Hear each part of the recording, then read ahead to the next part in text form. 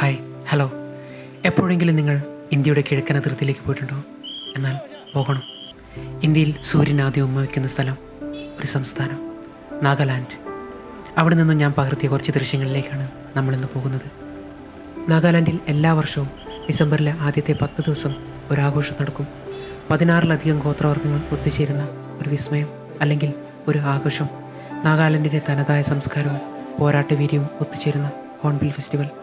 ജീവിതത്തിൽ ഒരിക്കലെങ്കിലും കണ്ടിരിക്കേണ്ട ഒരു ആഘോഷം. നാഗ ഹെറിറ്റേജ് വില്ലേജിൻ്റെ ആ വലിയ കവാടം കടന്ന് ആദ്യം തന്നെ നമ്മൾ എത്തുന്നത് നാഗ ഓർഗാനിക് സ്റ്റോളിലേക്കാണ്. ഇവിടെ നമുക്ക് നാഗാലാൻഡിൻ്റെ വിവിധ ഗ്രാമങ്ങളിൽ നിന്നും വിവിധ സ്ഥലങ്ങളിൽ നിന്നും എത്തുന്ന ഒരുപാട് ഉൽപ്പന്നങ്ങൾ കാണാം. ഇത് വെറുമൊരു കച്ചവടമായി നമുക്ക് കാണാൻ കഴിയില്ല. നാഗ കുടുംബങ്ങളുടെ കഠിനാധ്വാനത്തിൻ്റെ ഫലമാണെന്ന് പറയാം. അതിനും പുറമെ വിഷാംശമില്ലാത്ത പ്രകൃതിയോട് ചേർന്ന് നിൽക്കുന്ന ജീവിത രീതി കാണാൻ കഴിയുന്ന അവസരവും. ഞാനിപ്പോൾ നാഗാലാൻഡിലെ കൊയ്മയ്ക്കടുത്തുള്ള കിസാമയിലാണ് കേട്ടോ. ഇവിടെയാണ് ഈ ആഘോഷം നടക്കുന്നത്. ഈ സമയങ്ങളിൽ ഈ പ്രദേശം ലോകത്തിൻ്റെ ശ്രദ്ധാകേന്ദ്രമാകും. എന്തുകൊണ്ടാണെന്നറിയോ?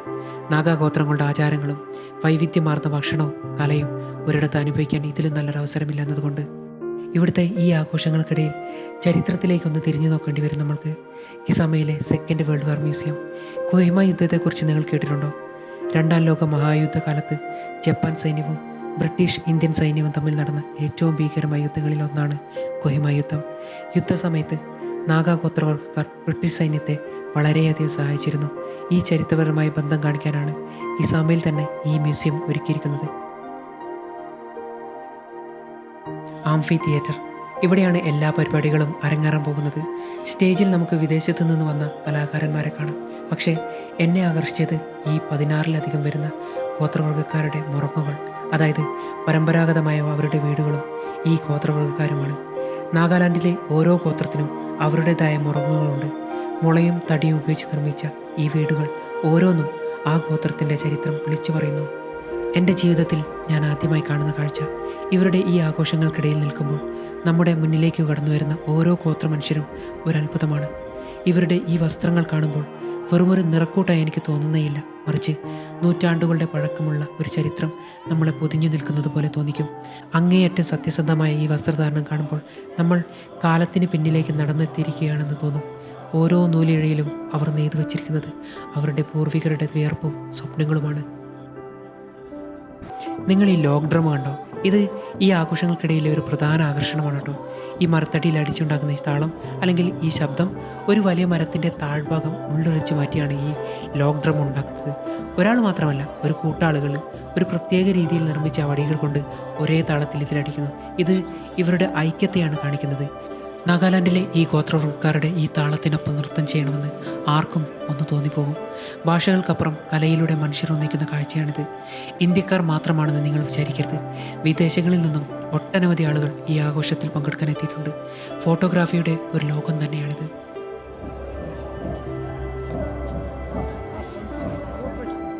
നിങ്ങൾ ഈ ഗോത്രക്കാരുടെ തലപ്പാവിലെ ആ വെളുത്ത റൗണ്ട് കണ്ടോ? ഇത് ശരിക്കും പറഞ്ഞാൽ യഥാർത്ഥ കാട്ടുപന്നിയുടെ പല്ലുകളാണ് കേട്ടോ. ഇതുപോലെ തന്നെ നമുക്ക് പല മൃഗങ്ങളുടെയും നഖങ്ങളും എല്ലുകളും കാണാം.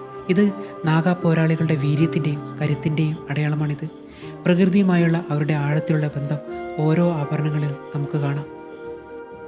നാഗാലാൻഡിലെ ഈ ആഘോഷങ്ങൾക്കൊപ്പം ഇവരിലെ ഒരു ഗോത്രവർഗ്ഗക്കാരനെ പോലെ മാറാനും ആഘോഷിക്കാനും കഴിയുന്ന ഈ അനുഭവം ഓരോ സന്ദർശകൻ്റെ മനസ്സിലും ഓർമ്മകളെ എന്നും നിലനിൽക്കും.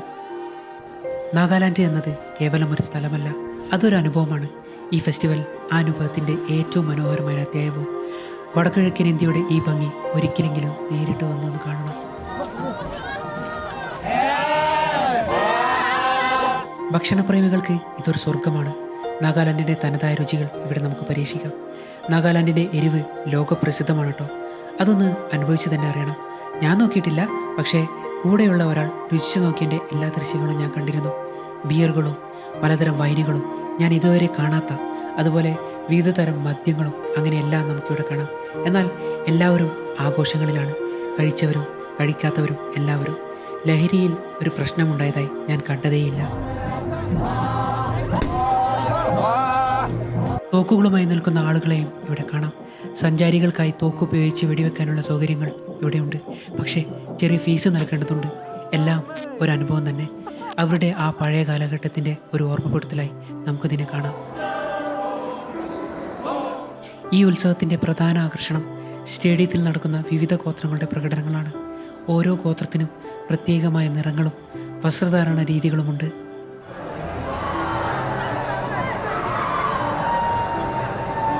പകൽ മുഴുവൻ പാരമ്പര്യ കാഴ്ചകളാണെങ്കിൽ വൈകുന്നേരമായാൽ കിസാമയും കൊയ്മയും സംഗീത സാന്ദ്രമാകും. നാഗാലാൻഡ് റോക്ക് മ്യൂസിക്കിൻ്റെ നാടുകൂടിയാണ്. യുവാക്കളുടെ ഊർജ്ജസ്വലമായ പ്രകടനങ്ങൾ ഉത്സവത്തിന് മറ്റൊരു മുഖം നൽകുന്നതും കാണാം. നാഗാലാൻഡിലെ ഈ തണുത്ത കാറ്റിന് ഇന്ന് മറ്റൊരു ഭാവമാണ്. കിസാമ ഹെറിറ്റേജ് വില്ലേജിലെ ആംഫി തിയേറ്ററിൽ 10,000 കണ്ണുകൾ ഒരു വിസ്മയം കണ്ടുകൊണ്ടിരിക്കുകയാണ്. ദൂരെ ജപ്പാനിൽ നിന്നും വന്ന ഒരു സംഘം ഇന്ന് ഈ കുന്നുകളെ പ്രകമ്പനം കൊള്ളിക്കുന്നു. ഇത് വെറും ഡ്രം വാനയല്ല, ഇതൊരു പോരാട്ടമാണ്. ഓരോ അടിക്ക് പിന്നിലും വർഷങ്ങളുടെ കഠിനാധ്വാനമുണ്ട്. അവരുടെ ശരീരത്തിലെ ഓരോ പേശിയും ആ താളത്തിനൊപ്പം ചലിക്കുന്നത് കാണാം. ആവേശത്തിൻ്റെ കൊടുമുടിയിലാണ് ഞാൻ അടക്കമുള്ള ഈ ഗാലറി ഇപ്പോൾ. എൻ്റെ ക്യാമറയിലൂടെ എനിക്ക് പകർത്തിയെടുക്കാൻ കഴിഞ്ഞതിലും വലുതാണ് ഈ അന്തരീക്ഷം എന്നെനിക്ക് തോന്നുന്നു. ഈ താളം എൻ്റെ ഉള്ളിൽ വരെ തുളച്ചു കയറുന്നത് പോലെ എനിക്ക് തോന്നുന്നു.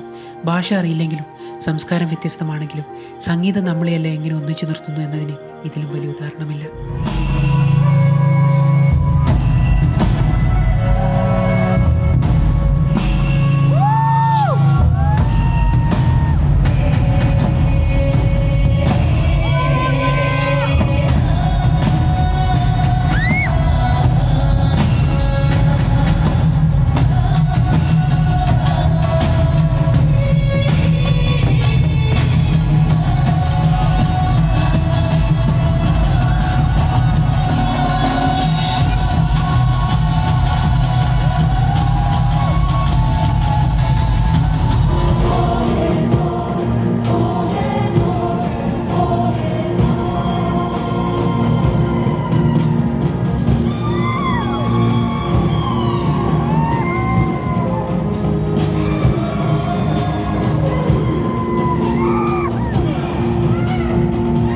കേരളത്തിൽ നിന്നും നാഗാലാൻഡിലേക്ക്, അതായത് ഈ ആഘോഷം നടക്കുന്ന സ്ഥലത്തേക്ക് എങ്ങനെ എത്താമെന്നും ഈ ഫെസ്റ്റിവലിനെ കുറിച്ച് എന്തെങ്കിലും അറിയാൻ കമൻറ്റ് ചെയ്യുക.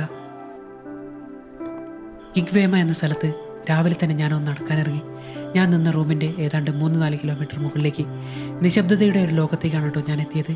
കാടിൻ്റെ ആ ശബ്ദങ്ങൾ മാത്രം. ഇവിടെ നിങ്ങൾ ഒരുപാട് വീടുകൾ കണ്ടോ? ചെറിയ ചെറിയ വീടുകൾ. ആൾത്താമസം ഉണ്ടെന്ന് എനിക്ക് തോന്നുന്നില്ല. എന്തായാലും ദൂരെ ആ മലഞ്ചെരുവിലൊക്കെ ഒരുപാട് വീടുകൾ കാണാം. എന്തെങ്കിലും സാധനങ്ങൾ വേണമെങ്കിൽ അല്ലെങ്കിൽ മറ്റെന്തെങ്കിലും ആവശ്യത്തിന് ഒന്ന് സിറ്റിയിലേക്ക് പോകണമെങ്കിൽ എങ്ങനെയായിരിക്കും അല്ലേ? ബൈ.